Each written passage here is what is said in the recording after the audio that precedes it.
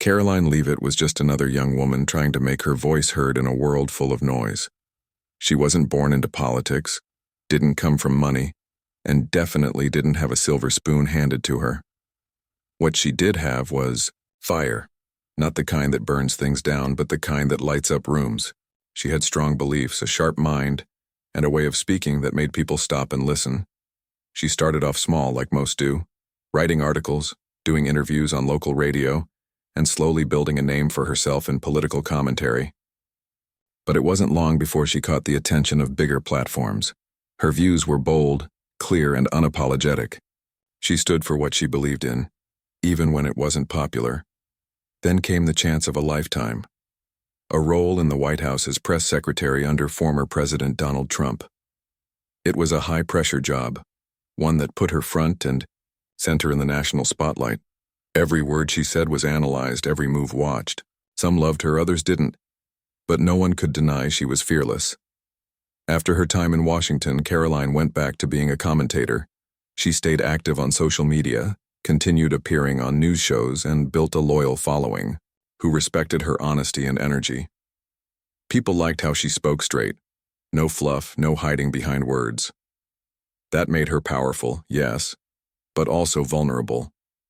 Because when you speak loud enough, you're bound to step on some toes. It all started with a court case, not hers directly, but one that hit close to home.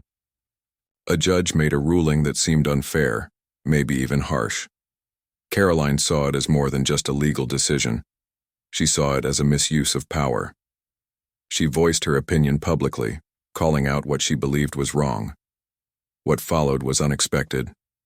The judge didn't take kindly to the criticism, and soon Karoline found herself tangled in something far bigger than she'd imagined. The court system, which is supposed to protect people, suddenly felt like it was working against her. She claimed the judge used their position not to serve justice, but to silence someone who dared to speak up. At first she tried to ignore it, brush it off, but the pressure kept growing. Legal notices came in. Small inconveniences turned into big problems. It became clear. This wasn't just a disagreement. This was personal. And Karoline wasn't the type to back down. She started talking to lawyers, not just any lawyers, but ones who specialized in civil rights and judicial accountability. They listened to her side, looked at the facts, and agreed there might be something here worth fighting for. Not just for her, but for anyone who ever felt powerless in a courtroom. That's when she made the decision. If the law had been twisted to hurt her, then she would use the law to fight back. Filing a lawsuit against a sitting judge isn't something most people would ever consider. Judges are protected by something called judicial immunity, which means they can't usually be sued for decisions they make on the bench.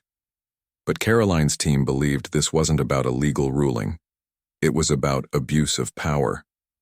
If a judge stepped outside their role and used their authority to punish someone for speaking freely, then that wasn't justice. That was revenge. The moment the lawsuit was filed, the story exploded online. Conservative voices rallied behind her, seeing her as a fighter standing up to a corrupt system. Others questioned whether this was just another political attack on the courts. Either way, everyone was talking about it. But for Karoline, this wasn't about politics. It was about principle. She knew this wouldn't be easy. Going up against a judge meant going up against a powerful institution. She'd face scrutiny, attacks, and pressure to drop it. But she also knew something else. If she didn't stand up now, who would? As the days passed, the tension grew. The judge denied all claims, saying the lawsuit was baseless and politically motivated. Their legal team argued that judges are protected by law, and that speaking out against them, even harshly, doesn't give someone the right to sue. But Karoline's team fired back with a different message. Freedom means nothing if you can't speak your truth without fear. Support poured in from across the country. People shared their own stories, times when they felt the system had failed them, when they felt ignored or punished by those in power. Karoline wasn't just fighting for herself anymore. She was carrying the hopes of many who had been silenced before. Still, the road ahead was unclear. Lawsuits like this rarely go smoothly. There would be delays, legal battles over technicalities, and moments where it seemed like giving up might be easier. But Karoline had already decided. She wasn't backing down. This wasn't just about winning or losing in court. It was about proving that even when the system feels stacked against you, you can still stand tall and demand fairness. It was about showing that no one, not even a judge, should be above the law. As she prepared for what was coming next, Karoline took a deep breath and reminded herself why she started. Not for fame, not for money, but because she believed in something greater, justice, and she was ready to fight for it. The lawsuit was filed, but that was just the beginning. Karoline knew this wasn't going to be quick or easy.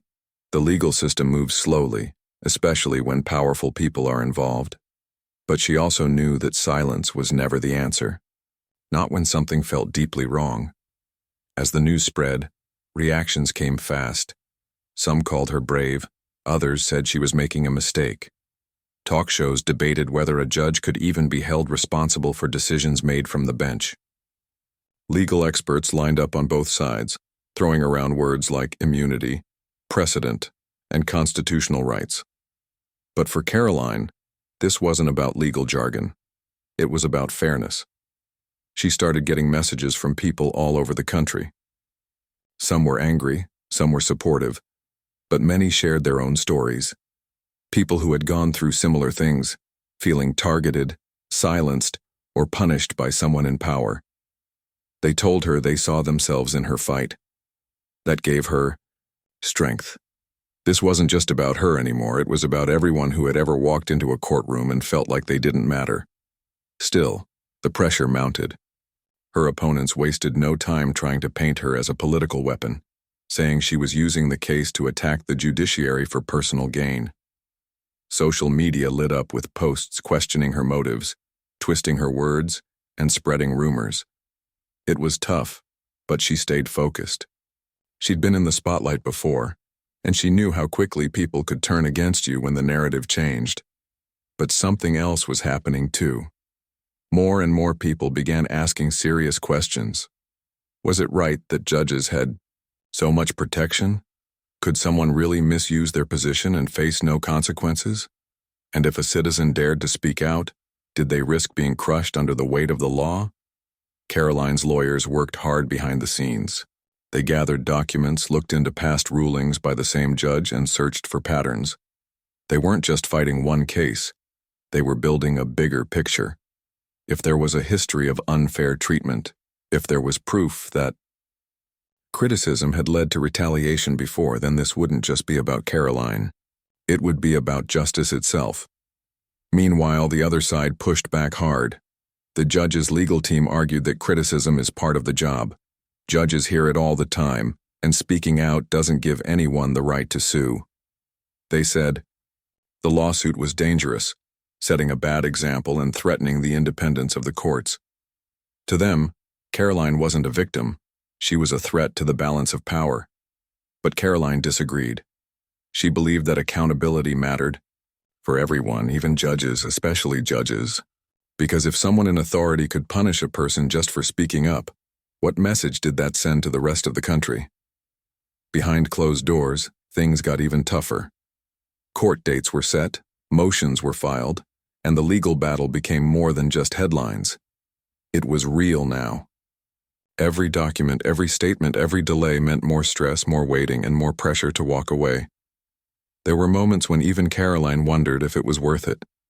Not because she doubted herself, but because she saw how hard it was for regular people to stand up and win.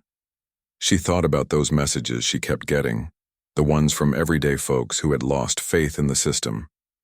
She remembered reading stories of people who had tried to fight and failed, left with nothing but debt and broken spirits. That's when she made a quiet promise. If she won, she wouldn't just celebrate. She'd use that win to help others believe, again, that even in a world where money talks and power silences, the truth still matters. As the trial date got closer, the tension rose. Supporters organized online campaigns, sharing updates and rallying behind her cause. Critics doubled down, calling it a publicity stunt. Another chapter in the culture wars. The press followed every move, treating it like a drama unfolding in real time.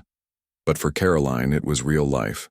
No scripts, no safety nets, just her team, and a belief that right should win, even when the odds seem stacked. On the morning of the first big hearing, Karoline stood outside the courthouse. Cameras flashed, reporters shouted questions, and crowds gathered to watch. She took a deep breath, adjusted her coat, and walked forward. This was it. Not just a courtroom, not just a lawsuit. It was a moment, and she was ready. The courtroom was packed that day. People filled every seat, some leaning against the walls, others standing near the back just to catch a glimpse of what was happening.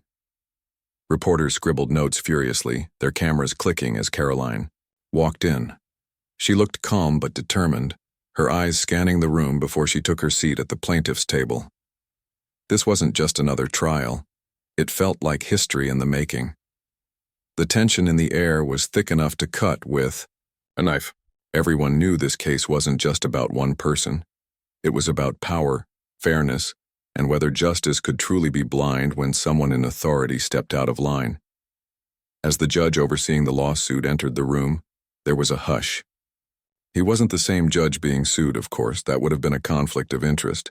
But his presence reminded everyone of the stakes. This was serious business, not just talk shows or social media debates. Real lives were on the line here. Karoline's lawyer stood up first. His voice was steady, clear, and deliberate as he began laying out the case. "Your Honor," he started, "this is not just about one ruling gone wrong. It's about accountability, about ensuring that no one, no matter their position, is above the law." He went on to explain how the accused judge had allegedly crossed lines, not just once but repeatedly.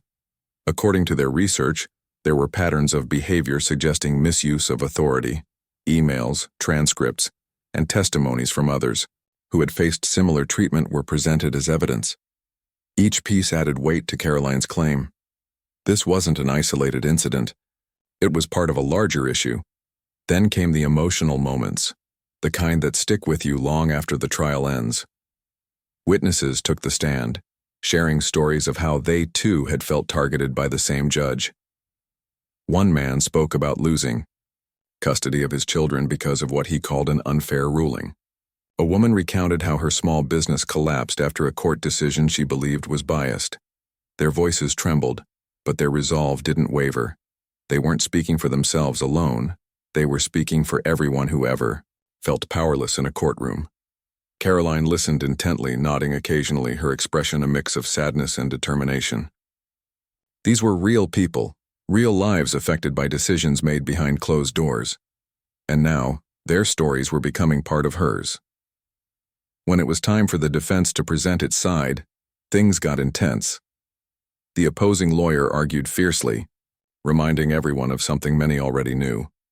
Judges are supposed to be protected from lawsuits over decisions they make. Why? Because if they weren't, they might hesitate to rule fairly out of fear of being sued later. Judicial immunity exists for a reason, to keep the scales balanced. But Karoline's team countered with a simple yet powerful argument. Immunity doesn't mean impunity. If a judge steps outside their role, if they punish someone for speaking out, retaliate against critics, or abuse their power, then they should face consequences just like anyone else. Justice isn't blind if it only sees certain people. The courtroom buzzed with murmurs during breaks. Outside, reporters rushed to file updates, while online conversations exploded with opinions. Some praised Karoline for standing up, calling her a hero fighting for ordinary citizens. Others dismissed her as reckless, saying she was undermining the very foundation of the legal system. Through it all, Karoline stayed grounded. Friends and supporters sent messages of encouragement, reminding her why she'd started this fight in the first place. But she also faced criticism, some harsh, some personal. Social media posts mocked her, questioning everything from her motives to her character. For every supportive comment, there seemed to be two attacking her. Still, she refused to let negativity derail her. Instead, she leaned on her faith, her family, and the growing number of people who believed in her cause. Every morning she woke up knowing the road ahead wouldn't be easy. But quitting wasn't an option.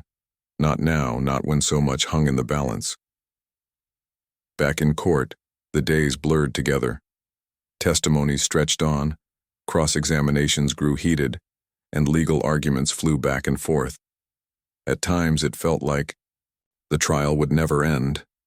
Lawyers debated technicalities, judges reviewed documents, and witnesses recounted painful memories. It was exhausting, for everyone involved. Yet through it all, one thing remained constant. Karoline's unwavering focus. She sat through each session, absorbing every word, every detail. Her lawyers worked tirelessly, strategizing late into the night. They knew this case wasn't just about winning or losing. It was about setting a precedent. If they succeeded, it could change how people viewed judicial accountability forever. One particularly dramatic moment came when Karoline herself took the stand. Dressed simply but confidently, she answered questions calmly, even under intense scrutiny. The opposing lawyer tried to trip her up, asking pointed questions designed to rattle her, but she held her ground, speaking directly and honestly. When Iduri asked why she'd filed the lawsuit, she paused, then said softly, "Because I believe in justice, and I believe no one should be above it, not even a judge." Her words resonated. Even some skeptics admitted later that her sincerity was hard to ignore. Whether you agreed with her or not, it was impossible to deny her conviction. As the trial dragged on, public interest only grew. News outlets covered every twist and turn, turning the case into a national conversation. Late-night hosts joked about it, political analysts weighed in, and social media users debated endlessly. Memes circulated, hashtags trended, and polls showed divided opinions. Some saw Karoline as a champion of free speech, while others warned that her lawsuit could weaken the judiciary. Despite the noise, Karoline kept her focus where it mattered, inside the courtroom. Outside opinions didn't change the facts, and she trusted her team to present them clearly. Every day brought new challenges, but also new opportunities to prove her point. Finally, after weeks of testimony, arguments, and deliberation, both sides delivered their closing statements. Karoline's lawyer summed it up perfectly. "This is not about revenge, it's about responsibility. It's about ensuring that those entrusted with power use it wisely and fairly." The opposing counsel countered with a passionate plea for judicial independence, warning that allowing such lawsuits could open the floodgates to endless litigation against judges. The stakes couldn't have been higher. As the judge overseeing the trial announced that deliberations would begin, the room fell silent once more. Jurors filed out, their faces blank, carrying the weight of the decision ahead. Karoline sat quietly, her hands clasped tightly in her lap. There was nothing left to do now, but wait.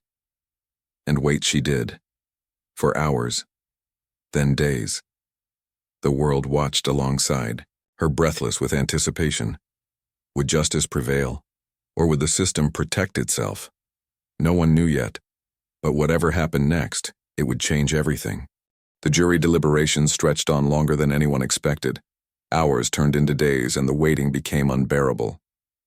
Outside the courthouse, reporters camped out, microphones ready, cameras rolling.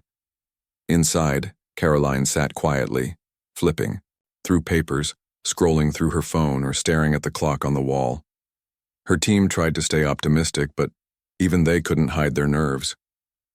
They'd poured everything into this case: time, energy, hope, and now it all rested in the hands of 12 strangers. Karoline wasn't alone in her anxiety. Across the country, people were glued to their screens, refreshing news apps, watching live streams, and debating what might happen next. Social media buzzed with theories and predictions. Some thought the jury would side with Karoline, seeing her as a symbol of courage against unchecked power. Others believed the judge's defense was too strong, that judicial immunity would shield them from accountability. Everyone had an opinion, but no one knew for sure. Inside the jury room, tensions ran high. The jurors weren't just deciding a case, they were grappling with questions bigger than themselves. What does fairness mean? Where do we draw the line? Between protecting judges and holding them accountable? Can criticism ever justify retaliation? These weren't easy answers to find, especially when emotions ran so deep. Meanwhile, Karoline did her best to stay calm. She leaned on the support of friends and family who had come to stand by her. Her mom brought snacks, her dad cracked jokes to lighten the mood, and her closest supporters offered quiet words of encouragement. But even with their love surrounding her, the uncertainty weighed heavily. What if they lost? Would all this effort feel like a waste? Or worse, what if it made things harder for others trying to fight similar battles? On the third day of deliberations, something shifted. Word spread that the jury had reached a decision. Reporters scrambled to get into position. Crowds gathered. Outside, and the courtroom filled quickly. Karoline took her seat, her heart pounding. She glanced at her lawyers, searching their faces for any hint of reassurance, but they looked as tense as she felt. This was it. The moment of truth. When the judge overseeing the trial entered the room, everyone fell silent. The clerk handed over the verdict slip and the judge read it aloud. For a split second, time seemed to stop. Then came the words that would change everything. "We, the jury, find in favor of the plaintiff." The courtroom erupted. Gasps, cheers, and murmurs filled the space as people processed what had just happened. Karoline froze for a moment, unsure if she'd heard correctly. Then reality hit. She covered her mouth with her hand, tears welling up in her eyes. Her lawyers exchanged stunned looks before breaking into wide smiles.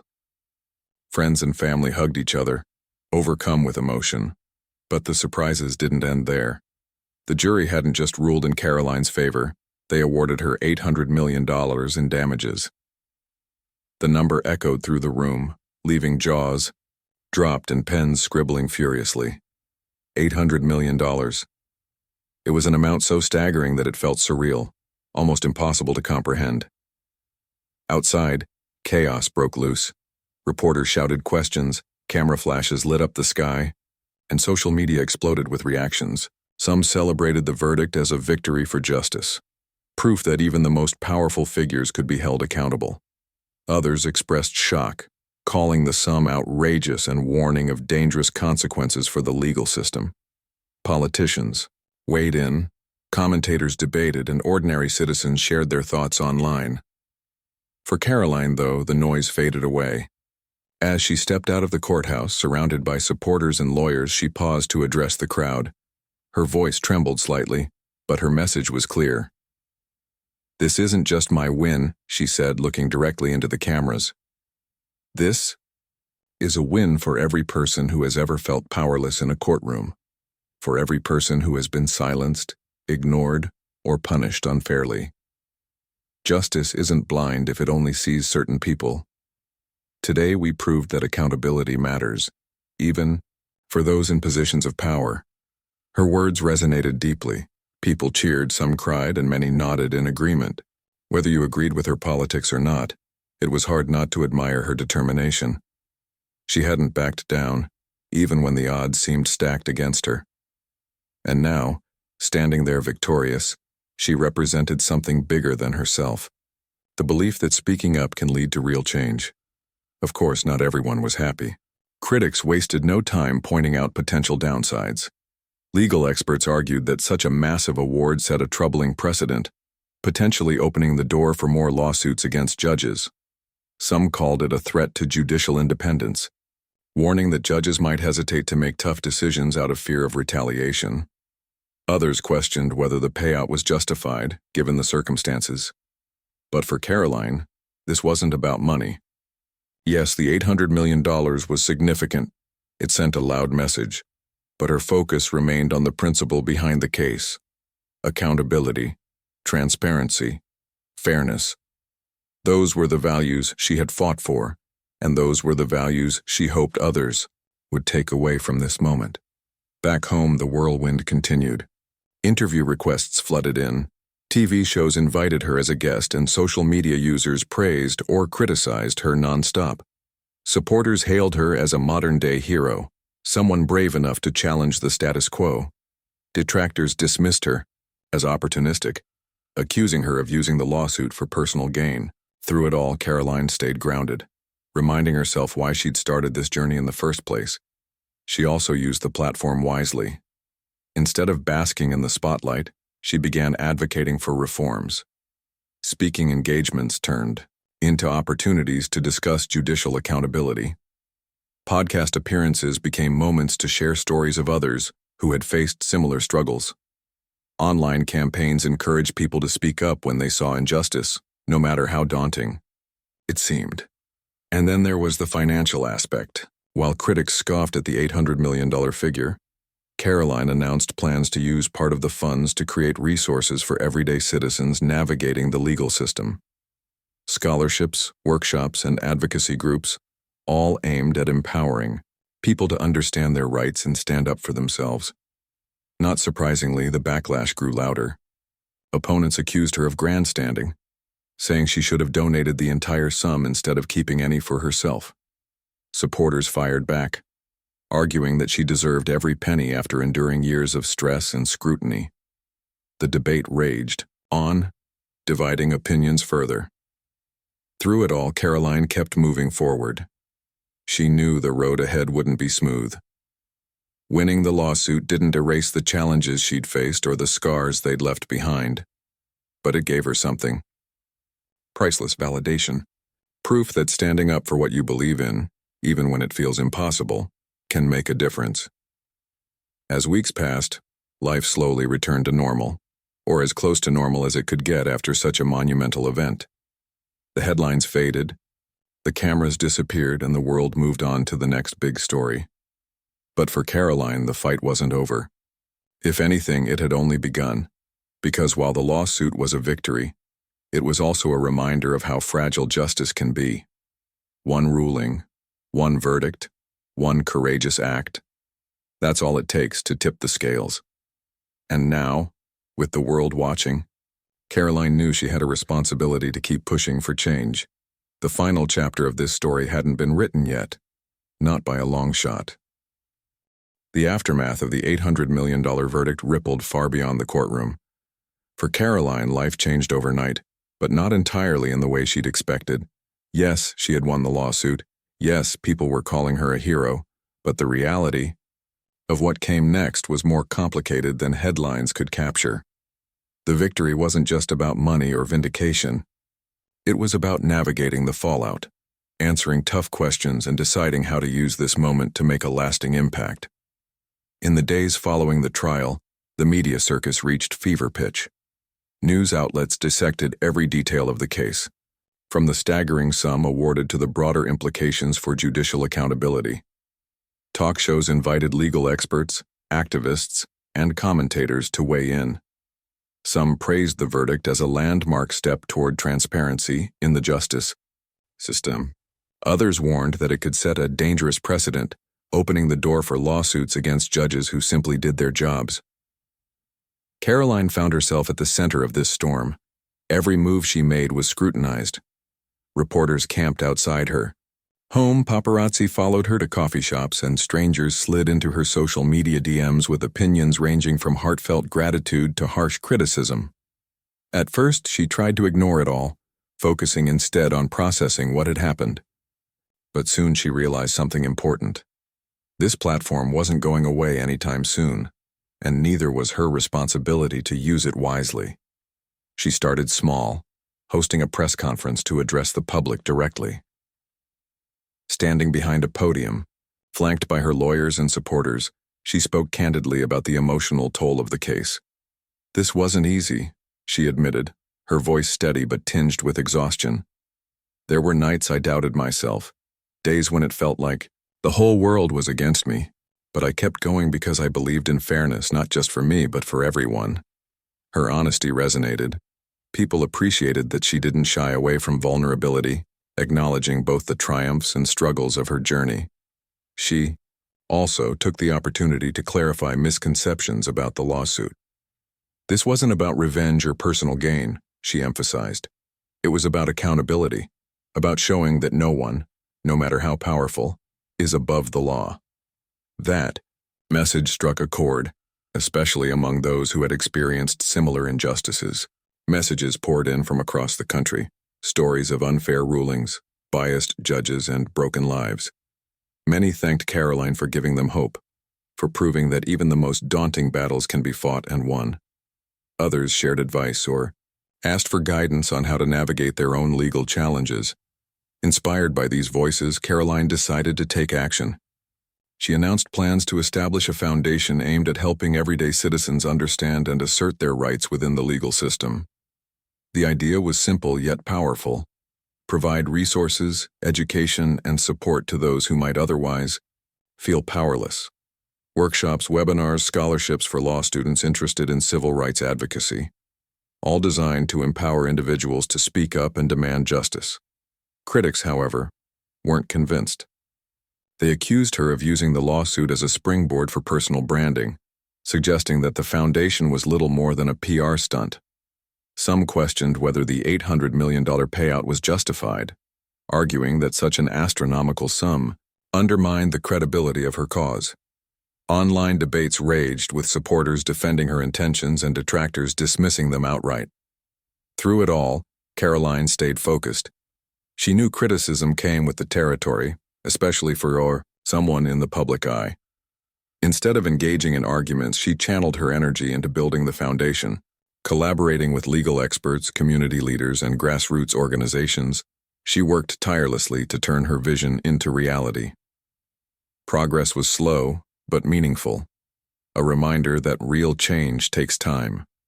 Meanwhile, the judge at the heart of the lawsuit faced consequences of their own. While they hadn't been criminally charged, judicial immunity still protected them from certain penalties. The court overseeing judicial conduct launched an investigation into their behavior. Allegations of misconduct, retaliation, and abuse of power were taken seriously, prompting calls for greater oversight of judges nationwide. This development sparked a national conversation about judicial accountability. Lawmakers introduced bills aimed at reforming how judges are evaluated and disciplined. Legal scholars debated the merits of revisiting judicial immunity laws, questioning whether they truly served their intended purpose or merely shielded bad actors from scrutiny. Activists organized rallies, demanding transparency and fairness in the courts. Karoline became a prominent figure in this movement, lending her voice to discussions about systemic reform. She appeared on panels, gave interviews, and delivered speeches at conferences, always emphasizing the importance of balance. "We need strong, independent judges," she said during one event. But independence shouldn't mean impunity. Accountability isn't the enemy of justice, it's its foundation. Her involvement earned her both praise and pushback. Supporters admired her willingness to stay engaged, seeing her as a catalyst for meaningful change. Critics accused her of overstepping, claiming she lacked the expertise to weigh in on complex legal matters. Yet despite the backlash, Karoline remained undeterred. She understood that progress rarely comes without resistance, and she was prepared to face it head-on. On a personal level, the victory brought mixed emotions. Relief, pride, and validation mingled with lingering frustration and fatigue. Winning the lawsuit didn't erase the pain of the past years, the sleepless nights, the stress, the moments of doubt. Nor did it shield her from ongoing attacks. Trolls continued to target her online, spreading misinformation and hateful comments. Some even went so far as to threaten her safety, forcing her to hire security and limit her public appearances. Yet amidst the chaos, there were moments of light. Strangers approached her in grocery stores or airports, thanking her for inspiring them to stand up for themselves. Young activists reached out, asking for mentorship or advice on navigating their own fights for justice. These interactions reminded her why she'd embarked on this journey in the first place. Not for fame or fortune, but to create a ripple effect of courage and accountability. As months passed, Karoline began reflecting on the bigger picture. The lawsuit had been a pivotal chapter in her life, but it wasn't the end of her story. If anything, it marked the beginning of a new mission, one rooted in service, advocacy, and resilience. She knew the road ahead wouldn't be easy. Pushing for reform would require patience, persistence, and thick skin. But she also knew that standing still wasn't an option, not when so much work remained to be done. One evening, sitting alone in her living room, she allowed herself a rare moment of quiet reflection. Outside, the world buzzed with noise. Social, media debates, news cycles spinning endlessly, critics sharpening their knives. Inside, though, there was peace. She thought back to the early days of the lawsuit, when the odds seemed insurmountable. She remembered the fear, the uncertainty, the sheer audacity it took to believe she could win. And then she smiled. Because she had. Against all odds, she had stood up, spoken out, and refused to back down. And now, standing on the other side of that fight, she saw clearly what mattered most. Not the money, not the accolades, but the belief that fairness is worth fighting for, even when it feels impossible. The final chapter of this story hadn't been written yet. There would be more battles to fight, more obstacles to overcome, more voices to amplify. But for Karoline, one thing was certain. She wasn't done yet. Not by a long shot. Months turned into years and the world kept spinning. The lawsuit that had once dominated headlines gradually faded from the public eye, replaced by newer scandals, debates, and stories clamoring for attention. But for Karoline, the impact of what she'd done lingered, not just in her own life, but in the lives of countless others who had been inspired by her fight. The foundation she started became her main focus, a beacon of hope for those navigating the often intimidating maze of the legal system. At first, it was small scale, workshops held in community centers, online webinars breaking down complex legal jargon into plain language, and scholarships given to students passionate about civil rights law. But as word spread, so did its reach. People began sharing success stories, how attending a workshop helped them prepare for court, how a scholarship allowed them to pursue their dreams of becoming a lawyer, how simply knowing they weren't alone gave them the courage to stand up for themselves. Karoline threw herself into this work, traveling across the country to meet people face to face. She visited rural towns where access to legal resources was limited, urban neighborhoods where distrust of the justice system ran deep, and college campuses buzzing with young activists eager to make a difference. Everywhere she went, she listened. She heard stories of frustration, fear, and resilience. And every story reinforced her belief that change starts not with grand gestures, but with small, meaningful actions. One particularly memorable trip took her to a small town in the Midwest. There she met a group of parents fighting to reopen a case involving custody disputes. They felt the original ruling had been unfair, influenced by bias rather than facts. When they learned about Karoline's victory, they reached out, hoping for guidance. Sitting around a kitchen table cluttered with papers and coffee cups, she listened as they shared their struggles. Their determination reminded her of her own journey, the same mix of anger, helplessness, and fierce resolve. "I can't promise you'll win," she told them honestly, "but I can tell you this, speaking up is worth it. Even if the odds feel impossible, even if no one believes you at first, standing your ground sends a message. Justice might not always come quickly, but it does come when we demand it." Her words resonated. Those parents left the meeting energized, ready to take the next step in their fight. And though Karoline knew she couldn't personally solve everyone's problems, moments like these reminded her why her work mattered. Change didn't happen overnight. It happened one person, one family, one community at a time. Back home, the foundation continued to grow. Donations poured in, allowing them to expand their programs and hire staff dedicated to helping more people. Lawyers volunteered their expertise, offering free consultations to those who couldn't afford representation. Activists partnered with the organization, amplifying its message through social media campaigns and grassroots efforts. What had started as a personal mission became a movement, a network of individuals united by the belief that justice should be accessible to all. Of course, challenges remained. Critics still questioned the motives behind the foundation, accusing Karoline of using it to bolster her image or line her pockets. Online trolls mocked her efforts, dismissing them as naive or self-serving. Some even tried to discredit her entirely, digging up old controversies or twisting her words to paint her in a negative light. But Karoline refused to let negativity derail her. She stayed focused on the bigger picture, letting results speak louder than rumors. And results there were. Slowly but surely, the conversation around judicial accountability shifted. Lawmakers introduced reforms aimed at increasing transparency and oversight within the courts. Judges facing allegations of misconduct were subjected to closer scrutiny, with investigations conducted more thoroughly than before. Public trust in the legal system, once eroded by stories of bias and abuse, began to rebuild brick by brick. Karoline played a key role in this transformation, testifying before legislative committees, writing op-eds, and collaborating with advocacy groups. Her voice carried weight, not because of her fame, but because of her authenticity. She spoke not as someone untouchable or perfect, but as someone who had faced injustice head-on and lived to tell the tale. Still, she never lost sight of her roots. Despite the accolades and recognition, she remained grounded, humbled by the knowledge that her fight was far from over.